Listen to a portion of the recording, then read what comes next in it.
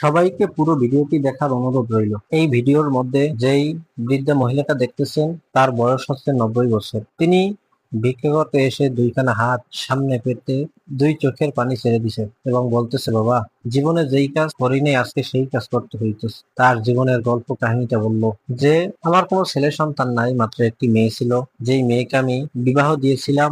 বিবাহের কয়েক বছর যেতে না যেতেই তাদের ঘরে একটা সন্তান হয়। সন্তানটা ছিল প্রতিবন্ধী। এর কিছুদিন পরেই আমার মেয়ের হাজবেন্ড মারা যায়। এরপর মেয়ে আর কোনো বিবাহ বন্ধনে আবদ্ধ না হয়ে আমার কথা এবং তার এই প্রতিবন্ধী ছেলের কথা চিন্তা করে ঢাকাতে গিয়ে একটা ওষুধ কোম্পানিতে চাকরি নেয়। এরপর আমাদেরকে এখানে নিয়ে যায়। কয়েক বছর আমরা ভালোই ছিলাম। কয়েক বছর যেতে না যেতেই হঠাৎ আমার মেয়েটাও মারা যায়। এরপর নিরুপায় হয়ে মেয়েটাকে দাফন কাফন শেষ করে দেশে চলে আসি।